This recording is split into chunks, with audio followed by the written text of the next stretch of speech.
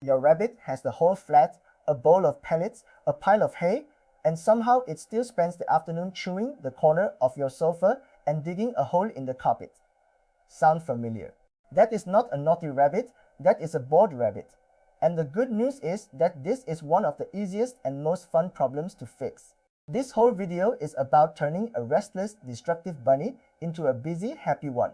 And you can do most of it with stuff you already have lying around the house. I'm a rabbit owner, not a vet.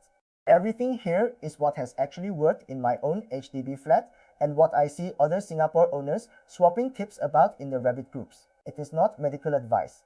The one place I will hand you straight to a professional is anything to do with a rabbit swallowing something it should not. And we will get to that. But the heart of this video is the genuinely happy stuff, which is keeping a smart little animal entertained in a small flat. Here is what we are going to cover. Why boredom turns into chewed skirting and dug up sofas. The 4 natural instincts that every good toy is really feeding. The cheap do-it-yourself toys you can make from your recycling bin, foraging and digging setups. How to tell a safe material from a dangerous one, and the simple rotation trick that keeps the same few toys feeling brand new. So let us start with the why. Because it changes how you see the whole thing. A bored rabbit is a destructive rabbit. It is not being spiteful when it chews your skirting board or hollows out a corner of the couch. It is a busy, intelligent animal with nothing to do and a body full of instincts that demand an outlet. Give those instincts somewhere proper to go, and most of the so-called bad behavior quietly disappears. Enrichment is not a luxury for spoiled bunnies, it is basic mental care. It helps to picture what a wild rabbit actually does all day. It grazes for hours, it digs and maintains a burrow, it gnaws on roots and bark, and it constantly watches its surroundings for anything new. Your flat bunny carries every one of those drives, even though it lives on a tiled floor and gets its salad handed to it in a bowl. When those drives have nowhere to go, they do not switch off, they leak out sideways as chewed furniture, dug up carpet, and a rabbit that seems oddly tense and unsettled. So the chewing is not the problem to punish. It is information telling you a need is not being met. And here is the part that matters for us in Singapore especially. The answer is almost never more space. Very few of our flats have a spare room to hand over to a rabbit, and you do not need one. A rabbit in a smaller space with rich changing things to do is far happier than a rabbit in a big empty room with nothing in it. So stop feeling guilty about the size of your flat and start thinking about what you put inside it. Now, every good toy is really feeding one of 4 built-in drives, and once you know them, you can look at anything and ask which one it serves. The 4 are chewing, digging, foraging, and observing or exploring.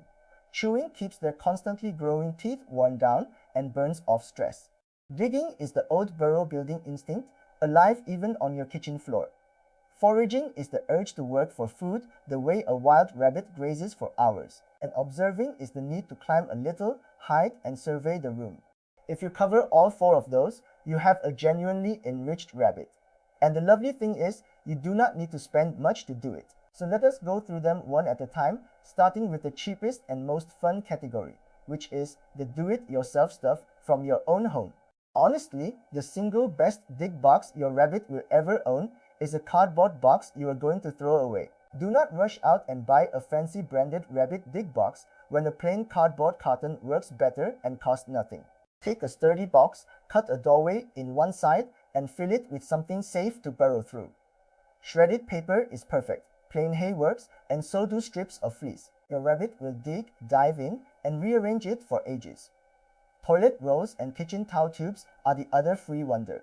Stuff a cardboard tube with a little hay, maybe poke a few greens in the ends, and you have a chew toy, a forage toy, and a thing to fling around the room all in one. You can fold the ends in to make the hay a little harder to get at, which stretches the fun out even longer.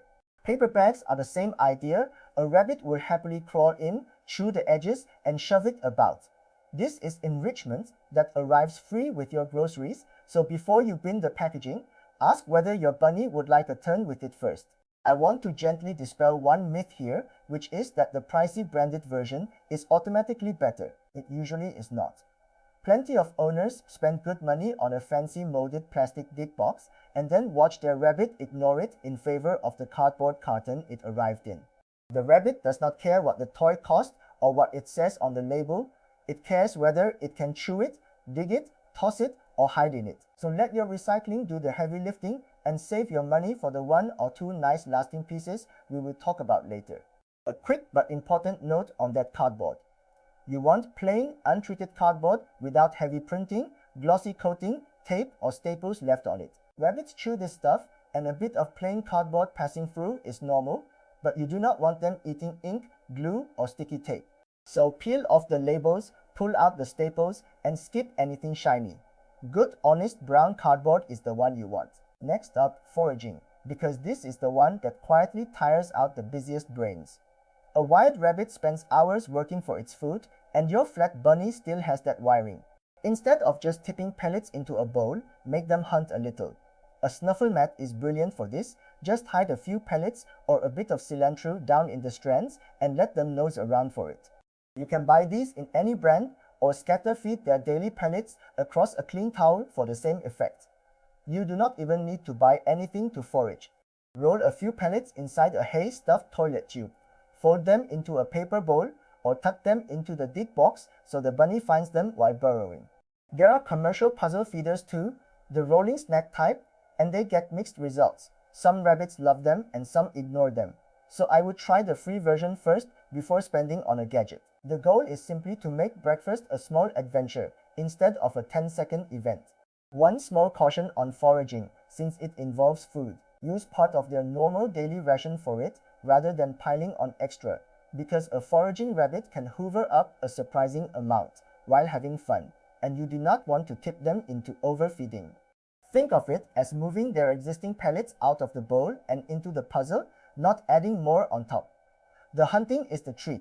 The food itself stays the same boring healthy amount it always was. Then there is the climbing and observing instinct. Rabbits like a vantage point, somewhere to hop up onto and watch the room, and somewhere low to duck into and hide. A willow tunnel is lovely here because it is a hide they can also chew, and you can get natural ones that double as a snack. For levels, a simple low platform or step does the trick. You do not have to buy specialist furniture either. Plenty of owners use sturdy storage boxes and step units from the usual furniture shops to build cheap levels. The trick with levels in a small flat is to keep everything low and the landing soft. You are not building a cat tower.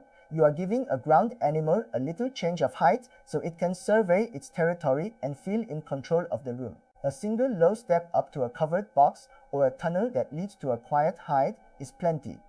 And a hide matters more than people think, because a rabbit that knows it has a safe spot to retreat to is a more confident, more relaxed rabbit out in the open, which is exactly the calm bunny you are trying to grow.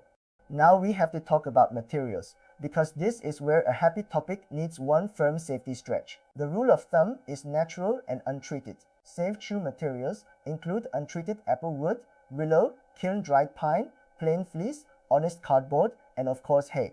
These are the things rabbits are built to gnaw, and a bit going down with them is part of normal life. When you are buying a chew, look for untreated wood marketed for small animals rather than something off the craft shelf. And here is the unsafe list, the stuff to keep out of the pen.